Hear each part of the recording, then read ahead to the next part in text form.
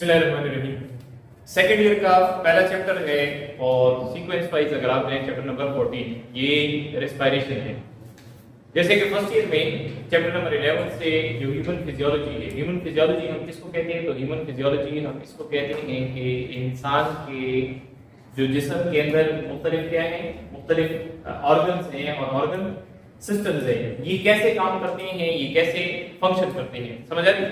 तो उनके फंक्शन को स्टडी करने का नाम या उनके फंक्शन को स्टडी करने की जो फील्ड है उसको हम क्या कहते हैं? दैट इज ह्यूमन फिजियोलॉजी, यानी इंसान के बॉडी सिस्टम्स को आप डिस्कस करते हैं।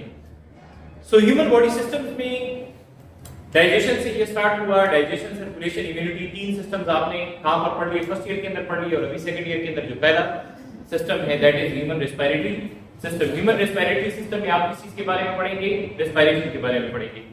देखिए रेस्पिरेशन का जो वर्ड है तो ये किस चीज से निकला है? तो इटालियन वर्ड है रेस्पिरेटो और इसकी मीनिंग क्या है? इसकी मीनिंग है टू ब्रीथ, यानी सांस लेना। ठीक है, सांस लेने का जो अमल है उसके लिए किस चीज का लफ्ज यूज होता है? उसके लिए रेस्पिरेटो जो है इसका वर्ड यूज होता है। अब रेस्पिरेशन के बारे में ये जान लें कि रेस्पिरेशन बुनियादी तौर पर कितने तरह की होती है? तो रेस्पिरेशन बुनियादी तौर पर दो तरह की है। कितने तरह की है? दो तरह की है। बात लोग डेफिनेशन करते हैं या टर्म यूज करते हैं, इंटरनल रेस्पिरेशन और एक्सटर्नल रेस्पिरेशन। असल जो साइंटिफिक टर्म है वो क्या है? जो एक्चुअल साइंटिफिक टर्म है, एक है ऑर्गेनिज्मिक रेस्पिरेशन है और दूसरी है सेलुलर रेस्पिरेशन। अब अगर इसको और करें तो दोनों का ताल्लुक एक दूसरे के साथ क्या है? जुड़ा हुआ है, यानी सेलुलर रेस्पिरेशन और ऑर्गेनिज्मिक रेस्पिरेशन ये दोनों एक दूसरे के साथ क्या है? जुड़े हुए हैं। समझ आ गई? तो रेस्पिरेशन की अगर टाइप्स की हम बात करें तो एक को हम क्या कहते हैं? एक को हम कहते हैं ऑर्गेनिज्मिक रेस्पिरेशन और दूसरी को हम क्या कहते हैं? दूसरी को हम सेलुलर रेस्पिरेशन कहते हैं। क्या कहते हैं? Cellular respiration. नाम से बात क्लियर है, नाम से बात जाहिर है, वो ऑर्गेनिज्म रेस्पिरेशन कर रहे हैं, यानी ऑर्गेनिज्म क्या कर रहे हैं? ब्रीथ कर रहे हैं। इसके लिए जो सही टर्म आप यूज कर सकते हैं, इस्तेमाल कर सकते हैं, यानी वो टर्म या वो इस्तिलाह जिसमें सारी बात कवर हो जाएगी, जिसके अंदर क्या हो जाएगी? सारी बात कवर हो जाएगी, तो वो टर्म और इस्तिलाह क्या है? वो है गैसियस एक्सचेंज। वो टर्म क्या है? Gaseous exchange. So gaseous exchange के अंदर ये सारी बात कवर हो जाती है। गैसियस एक्सचेंज में ये क्या हो जाती है? सारी बात कवर हो जाती है। समझ आ रही है? अब एक्सचेंज हम किसको कहते हैं? मिसाल के तौर पे आपके पास क्या है? पेन है, तो मैं आपको मार्कर दे देता हूं और आपसे पेन ले लेता हूं, इसको हम एक्सचेंज कहते हैं। इसको हम क्या कहते हैं? तो जानदार भी ऐसे ही करते हैं। समझ आ रही है? प्लांट्स हमारा उलट करते हैं। प्लांट्स हमारा क्या करते हैं? उलट करते हैं। प्लांट का जो गैसियस एक्सचेंज है वो कार्बन डाइऑक्साइड लेते हैं और ऑक्सीजन दे रहे हैं। समझ आ रही है? उसके मुकाबले के अंदर जो हम लोग हैं हीटरोट्रॉफ्स हैं, सही, जो खुद अपनी एनर्जी नहीं बनाते, या मैमल्स को ले लें, ह्यूमंस को ले लें, तो मैमल्स और ह्यूमंस क्या करते हैं? मैमल्स और ह्यूमंस ये करते हैं कि ये बाहर से ऑक्सीजन लेते हैं और कार्बन डाइऑक्साइड बाहर निकालते हैं। सही है, ऑक्सीजन का हम इनटेक कर रहे हैं और कार्बन डाइऑक्साइड हम क्या कर रहे हैं? बाहर निकाल रहे हैं। तो इसको हम गैसेस एक्सचेंज, यानी एक गैस आप क्या कर रहे हैं? ले रहे हैं, दूसरी गैस आप यस निकाल रहे हैं, तो ये हुआ गैसियस एक्सचेंज। अब यही गैसियस एक्सचेंज दो जगहों पर होगा। ये गैसियस एक्सचेंज कहां पर होगा? दो जगहों पर होगा। एक ऑर्गेनिज्मिक रेस्पिरेशन में कहां पर होगा? तो ऑर्गेनिज्मिक रेस्पिरेशन में होगा बिटवीन ऑर्गेनिज्म एंड एनवायरनमेंट, यानी जानदार और उसका जो एनवायरनमेंट है, जानदार और उसका जो एनवायरनमेंट है उसके दरमियान जो गैसेस का तबादला है, गैसेस का एक्सचेंज है, उसको हमने ऑर्गेनिज्मिक रेस्पिरेशन का नाम दिया। दूसरी वो रेस्पिरेशन है जो हर सेल के अंदर होती है। कहां पर होती है? हर सेल के अंदर होती है। तो ये जो हर सेल के अंदर रेस्पिरेशन होती है इसको हम क्या कहते हैं? Cellular respiration. So this is exchange between body fluids, ठीक है, या ब्लड एंड body टिश्यू। पहले नंबर पे ये काम होगा, पहले नंबर पे क्या हो रहा है कि बॉडी फ्लूइड्स और ब्लड और बॉडी टिश्यूज के दरमियान एक्सचेंज हो रहा है, और फिर ये सेलुलर रेस्पिरेशन की जो बेसिक जरूरत है उसको पूरा करेगा। समझ आ गई? यानी सेलुलर रेस्पिरेशन एक्चुअली वो क्या है, तो सेलुलर रेस्पिरेशन असल में वो प्रोसेस है जिसको आप बयान करते हैं कि जिसके अंदर ऑर्गेनिक मॉलिक्यूल जैसे ग्लूकोज की हम बात करते हैं उसकी ब्रेकडाउन होगी। सही?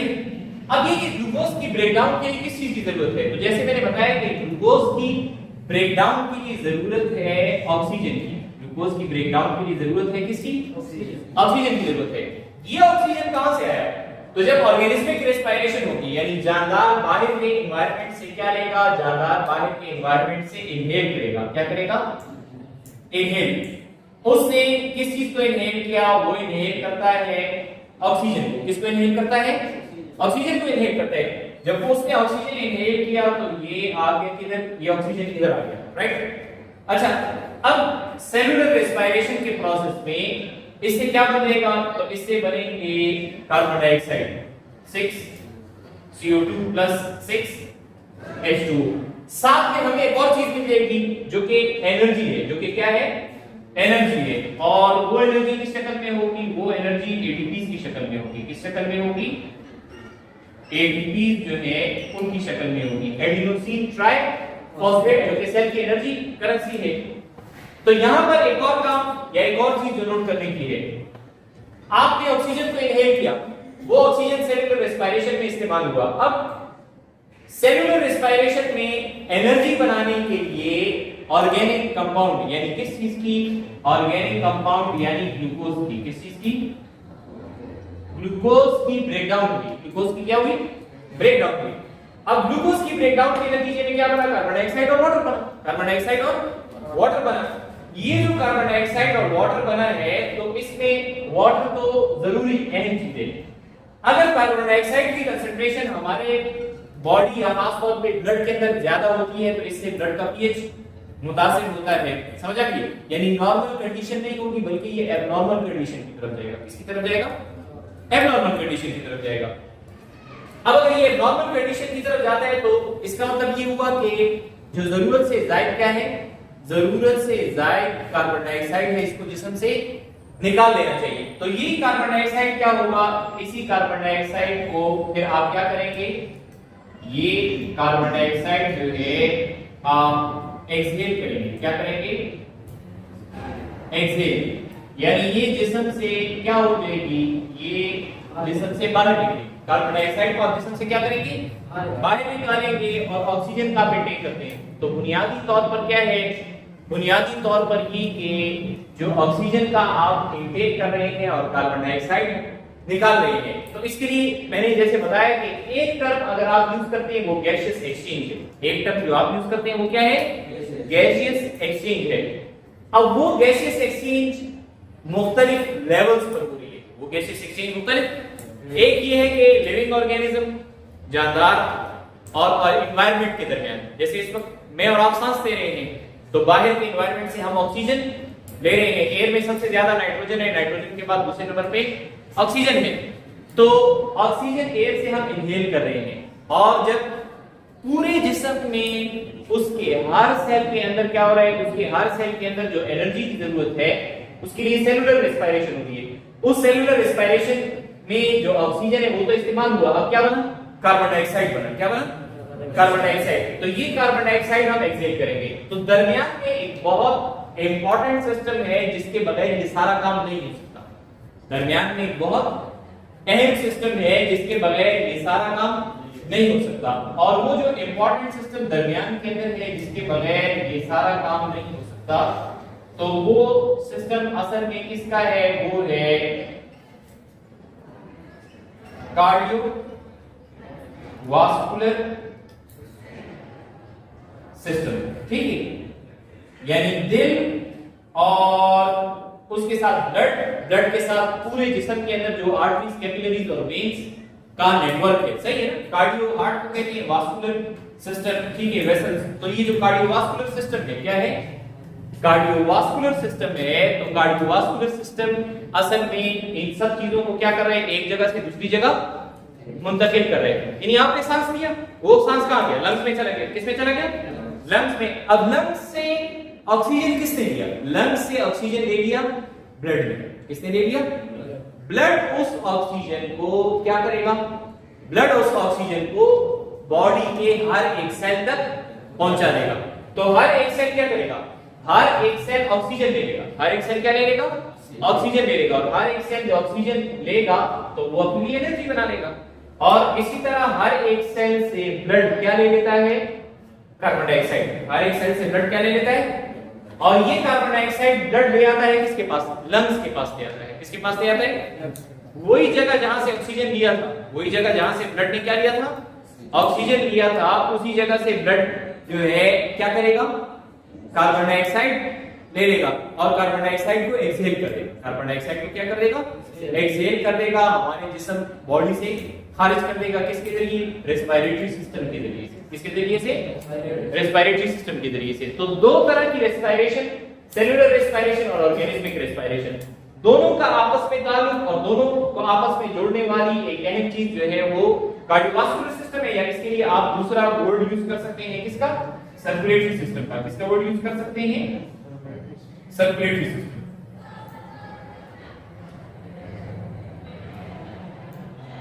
क्योंकि बाज एनिमल्स ऐसे हैं कि जिन एनिमल्स के अंदर क्या है? जिन एनिमल्स के अंदर हार्ट नहीं होता, जिन एनिमल्स में क्या नहीं होता?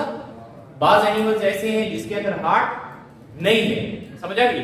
तो वो एनिमल्स जिनके अंदर हार्ट नहीं है तो उसमें क्या होगा? उसके अंदर एक सर्कुलेटरी सिस्टम बहरहाल मौजूद होगा, जिसको हम ओपन सर्कुलेटरी सिस्टम कहते हैं। क्या कहते हैं? ओपन सर्कुलेटरी सिस्टम कहते हैं।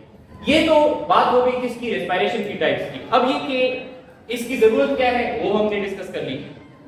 वो जगह जहां से रेस्पिरेशन हो, वो जगह या वो सतह, वो जगह या वो सतह जहां से रेस्पिरेशन होती है उसको हम रेस्पिरेटरी सरफेस कहते हैं। उसको हम क्या कहते हैं?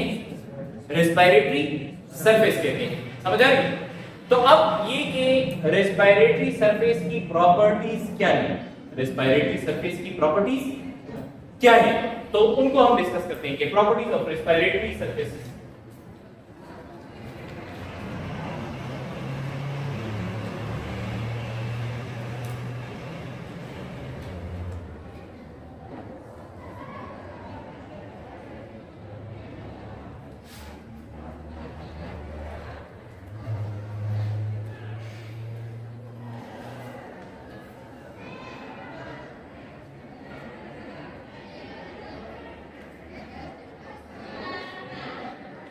Properties of respiratory surface. देखिए रेस्पिरेटरी सरफेस की पहली प्रॉपर्टी क्या होनी चाहिए कि इसको थिन होना चाहिए। क्या होना चाहिए?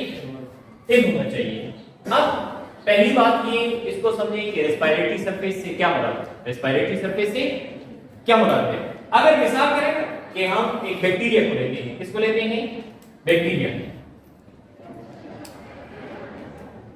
बैक्टीरिया और protozoan animal life protist. Bacteria prokaryote है, प्रोटोजोन यूकैरियोट है। तो इसमें यानी मिसाल के तौर पे जो सेल मेम्ब्रेन है, जो क्या है? सेल मेम्ब्रेन होगा।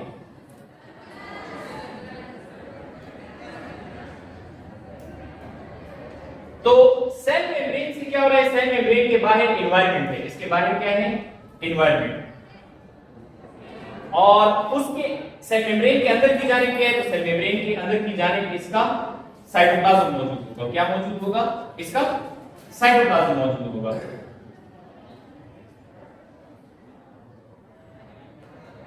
तो साइटोप्लाज्म और एनवायरनमेंट के दरमियान, साइटोप्लाज्म और एनवायरनमेंट के दरमियान एक्सचेंज होगा। मिसाल के तौर पे बाहर से क्या आ रहा है? बाहर से ऑक्सीजन आ रहा है और यहां से क्या जा रहा है? यहां से जा रहा है सपोज करें कार्बन डाइऑक्साइड। समझ आ रही है? यहां से क्या जा रहा है? कार्बन डाइऑक्साइड जा रहा है। ये इसको उलट कर दें तो इसमें अब रेस्पिरेटरी सरफेस क्या है? सेल मेम्ब्रेन है। इसमें रेस्पिरेटरी सरफेस क्या हुई? सेल मेम्ब्रेन हुई। थोड़ा सा आगे चले जाएं, यानी अगर हम बात करते हैं किसकी? जो पाइसेस हैं या फिशेस, मछलियां वगैरह, तो उसके अंदर हम क्या देखते हैं? मछली के अंदर हम ये देखते हैं कि इसके बॉडी में एक खास तरह का स्ट्रक्चर होता है जिनको हम गिल्स कहते हैं। जिनको हम क्या कहते हैं? गिल्स।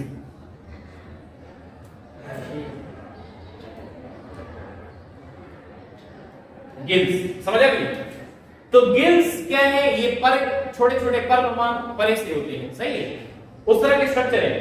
अब इसके अंदर खून की रगें होती है। इसके अंदर क्या होती है? खून की रगें होती है। और यहां से क्या जाएगा? यहां से पानी जो है यानी इसके मुंह से आता है, यहां से बाहर निकल रहा है, यहां से पानी बाहर भी जाने जा रहा है। तो पानी अपने साथ क्या लेकर आ रहा है? पानी अपने साथ ऑक्सीजन लेकर आ रहा है। पानी अपने साथ क्या लेकर आ रहा है? ऑक्सीजन लेकर आ रहे हैं। तो अब ये जो गिल्स एपिथेलियम है, जो क्या है? गिल्स एपिथेलियम, समझ आए? तो गिल्स एपिथेलियम रेस्पिरेटरी सरफेस है। गिल्स एपिथेलियम क्या हुआ? रेस्पिरेटरी सरफेस हुआ। इसी तरह अगर आप बात करें इसकी, ह्यूमंस की बात करें, किसकी बात करें? ह्यूमंस की। तो ह्यूमन बॉडी में जो लंग्स है, ह्यूमन बॉडी के अंदर जो क्या है? लंग्स। तो लंग्स के अंदर क्या है? लंग्स के अंदर बहुत सारे छोटे छोटे स्ट्रक्चर्स हैं और इन छोटे छोटे स्ट्रक्चर्स को हम क्या कहते हैं? उन छोटे छोटे स्ट्रक्चर्स को हम एल्वेलाई कहते हैं। क्या कहते हैं? एल्वेलाई। यानी हर एक लंग के अंदर जो है बहुत सारे छोटे छोटे स्ट्रक्चर्स हैं and these small structures are known as alveoli। यानी यहां से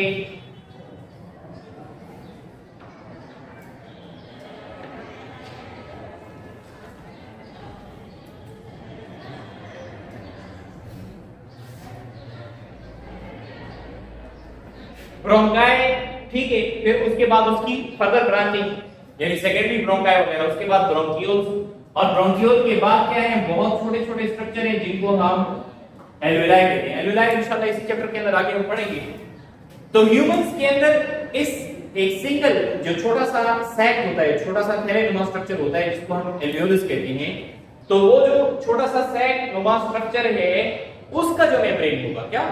उसका जो मेम्ब्रेन होगा उसको हम क्या कहेंगे? उसका जो मेम्ब्रेन है उसको हम कहेंगे रेस्पिरेटरी सरफेस। उसको हम क्या कहेंगे? रेस्पिरेटरी सरफेस हम कहेंगे। तो एल्वेओलर membrane is the respiratory surface.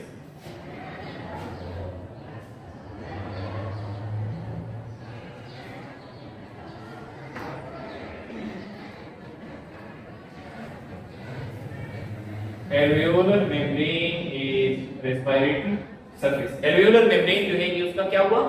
Respiratory surface हुआ। समझ आ गई? अब पहली प्रॉपर्टी इन रेस्पिरेटरी सरफेसेस की क्या है कि इनको होना चाहिए थिन होना चाहिए। क्या होना चाहिए? थिन। कितना थिन होना चाहिए? तो 1 मिलीमीटर और लेस, 1 मिलीमीटर और 1 मिलीमीटर या उससे कम होना चाहिए। 1 मिलीमीटर या उससे।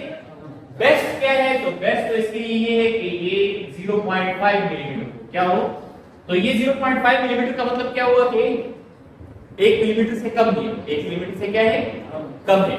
अगर कोई मोटी सरफेस होगी, कोई थिक सरफेस होगी, कोई मोटी सरफेस होगी, कोई थिक सरफेस होगी, तो उसमें से गैसेस का एक्सचेंज नहीं हो सकेगा। उसमें से गैसेस का एक्सचेंज नहीं हो सकेगा। समझ आ गया? जैसे आप देखते हैं कि खिड़कियां और खिड़कियों के अंदर ये जो जाली आप लगाते हैं, तो ये जाली क्या होती है? पतली होती है। समझ आ गया?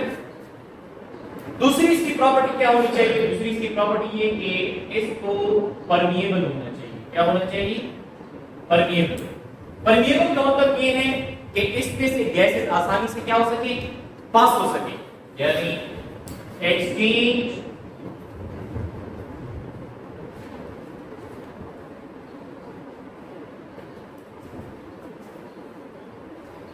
of gases can easily occur through it। Gases का एक्सचेंज इसमें से क्या हो सके? आसानी से हो सके। गैसेस का एक्सचेंज इसमें से क्या हो सके? आसानी से हो सके।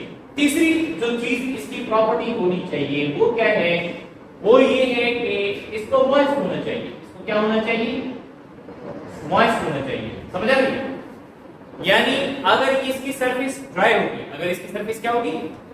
ड्राई होगी, तो इसमें से गैसेस एक्सचेंज नहीं हो सकेगा। और ये कि कंपैरेटिवली जो सेल मेम्ब्रेन है तो वो क्या है, वो उस एक्वस मीडियम में से आसानी से क्या कर लेगा, एक्वस मीडियम में से आसानी से गैसेस को अंदर ले लेगा। तो उस मॉइस्ट होने के लिए अगर ह्यूमन लंग्स को देखें और एल्वियोलर मेम्ब्रेन की बात करें तो इसके ऊपर एक खास तरह का लिक्विड होता है जिसको हम लंग्स सरफेक्टेंट कहते हैं। क्या कहते हैं? वो आगे जब एल्वियोलस हम पढ़ेंगे तो उसके अंदर इस पर डिटेल से बात करेंगे। तो humans have lungs surfactant in alveoli. दूसरी चीज क्या है? दूसरी चीज ये कि mucus in respiratory tract keeps air moist। जो हवा है ना, हवा वो भी क्या कर रही है, हवा जो है वो भी खुश्क है, तो उसको क्या करने के लिए, नमदार बनाने के लिए, मॉइस्ट बनाने के लिए क्या है, पूरे रेस्पिरेटरी ट्रैक्ट के अंदर म्यूकस है, नोज के अंदर, इसको हम डिटेल से पढ़ लेंगे। चौथी इसकी प्रॉपर्टी क्या है कि इसका लार्ज सरफेस एरिया होना चाहिए। क्या होना चाहिए? Large surface area. Large surface area का मतलब क्या है? लार्ज सरफेस एरिया का मतलब ये है कि थोड़ी सी जगह में ज्यादा एक्सचेंज हो सके, थोड़ी सी जगह में। और उसका जो हल है वो क्या है? तो ये एल्वियोलाई के जो फोल्ड्स हैं, यानी एल्वियोलस ऐसा नहीं है कि मिसाल के तौर पे पूरे लंग के अंदर एक ही सैक है, पूरे लंग के अंदर एक ही सैक है, बल्कि पूरे लंग्स के अंदर क्या है, 700 मिलियन एल्वियोलाई है, 700 मिलियन एल्वियोलाई। अब ये 700 मिलियन एल्वियोलाई जो है ये क्या कर रहे हैं, इसके जो फोल्ड्स हैं,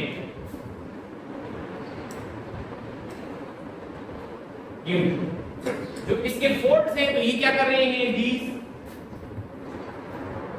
folds increase surface area. Fold जो है ये क्या कर रहे हैं, सरफेस एरिया बढ़ा रहे हैं। कोई खाली कागज है, खाली कागज रजिस्टर में पहले से पढ़ा हो वो दे दे, वो दे दे, आप ना निकालें, आप दे दे।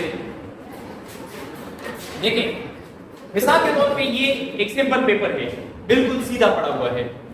इसको अगर मैं ऐसे कर लूं तो पहले इसने कितनी जगह पकड़ी हुई थी, पहले इसने कितनी जगह पकड़ी हुई है। अगर मैं फोल्ड करूंगा ना तो आधी होगी जगह, और अगर मैं इसको मजीद फोल्ड करता जाऊं यूं, समझ आ गई? तो ये अपनी क्या 1/5 जगह में आ गई है, 1/5 क्या है पोजीशन, या 1/5 ऑफ इट्स साइज जो है उसके अंदर ये आ चुकी है। यानी पूरे कागज को देखें, ये पूरा कागज इतना है, और अगर इसके अंदर आप फोल्ड्स देंगे तो अब ये कि ये फोल्ड्स के आने से, इस तरह फोल्ड्स के आने से कोई जगह बंद नहीं हुई, इस कागज में कोई जगह बंद हुई है नहीं हुई।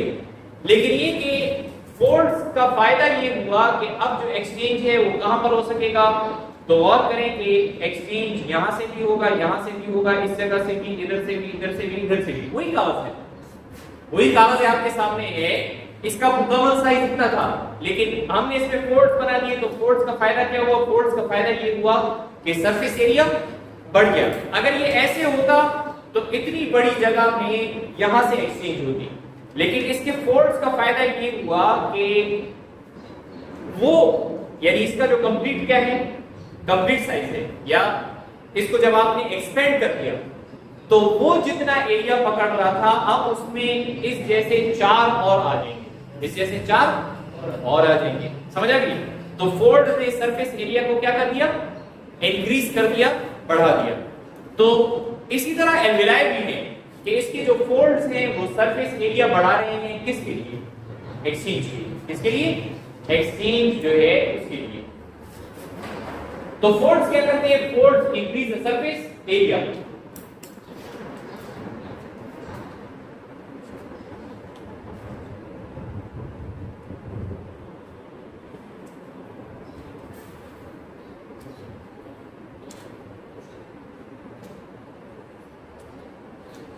increase the surface area. अच्छा जी, पांचवा पॉइंट क्या है? पांचवा पॉइंट इसके अंदर ये है कि इसमें जैसे हमने कहा कि यानी इस सारे एक्सचेंज में एक रोल किसका है? सर्कुलेटरी सिस्टम का है। किसका है? सर्कुलेटरी सिस्टम का है। तो सर्कुलेटरी सिस्टम के रोल को समझने के लिए ये बात ध्यान में रखें कि वो चीज जो क्या है, वो चीज जो कि गैसेस को ट्रांसपोर्ट कर रही है, क्या कर रही है? ट्रांसपोर्ट कर रही है, एक जगह से दूसरी जगह मुंतकिल कर रही है।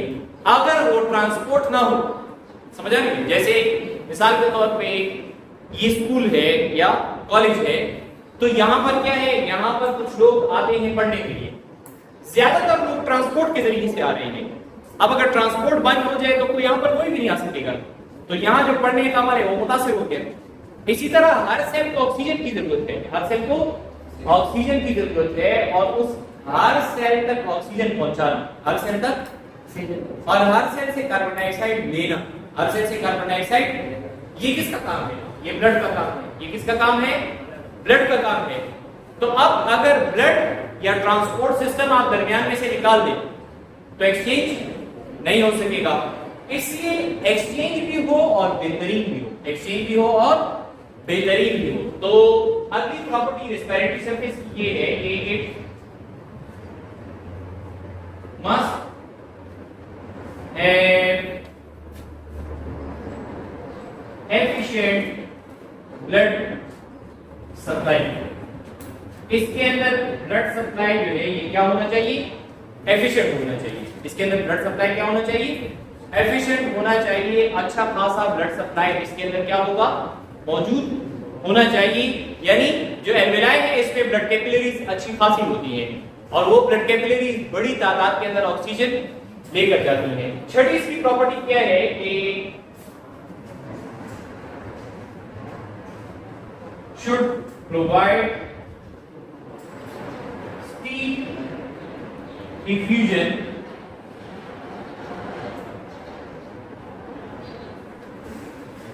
gradient।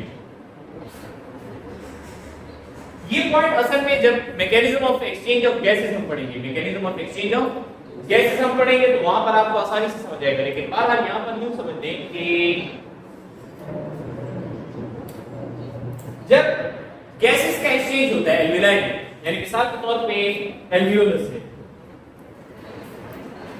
और एल्वियोलस के एक जानिब ऑक्सीजनेटेड ब्लड है, एक जानिब क्या है? ऑक्सीजनेटेड ब्लड है, और एल्वियोलस के दूसरी जानिब क्या है? एल्वियोलस के दूसरी जानिब डीऑक्सीजनेटेड ब्लड है। क्या है? डीऑक्सीजनेटेड ब्लड है।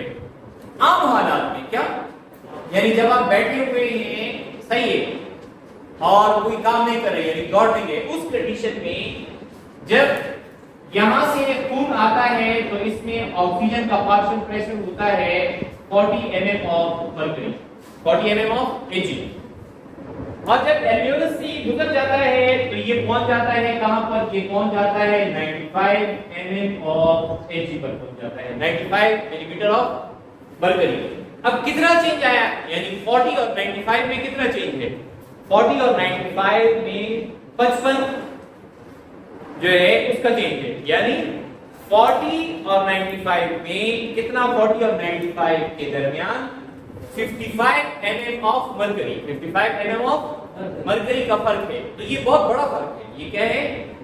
और यही रेस्पिरेटरी सरफेस की प्रॉपर्टी होनी चाहिए कि वो थोड़ी देर में गैस की एक बड़ी मिकदार, थोड़ी देर में एक गैस की एक बड़ी मिकदार जो है उसका एक्सचेंज कर सके, उसका क्या कर सके?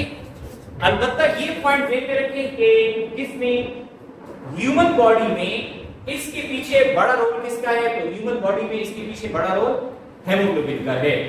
तो पहली बात हमने ये पढ़ी कि रेस्पिरेशन की दो टाइप्स, एक ऑर्गेनिक रेस्पिरेशन, दूसरी, और दोनों आपस में एक दूसरे के साथ जुड़े हुए। दूसरी चीज हमने ये पढ़ी कि रेस्पिरेटरी सरफेस को थिन, परमिएबल होना चाहिए, मॉइस्ट होना चाहिए, इसी तरीके से इसका रफ सरफेस एरिया होना चाहिए, ब्लड सप्लाई इसमें एफिशिएंट हो, और ये एक स्टीम डिफ्यूजन ग्रेडियंट प्रोवाइड करे। तो ये रेस्पिरेटरी सरफेस की प्रॉपर्टी है। अब रेस्पिरेटरी सरफेस हर ऑर्गेनिज्म का क्या होगा? मुख्तलिफ, और ऑर्गेनिज्म का क्या होगा? मुख्तलिफ होगा। आज के लिए ये लेक्चर, कल इंशाल्लाह हम जो ह्यूमन रेस्पिरेटरी सिस्टम है और उसके अंदर जो ऑर्गन्स है, नोज, नेजल कैविटी वगैरह, वहां से पढ़ेंगे इंशाल्लाह।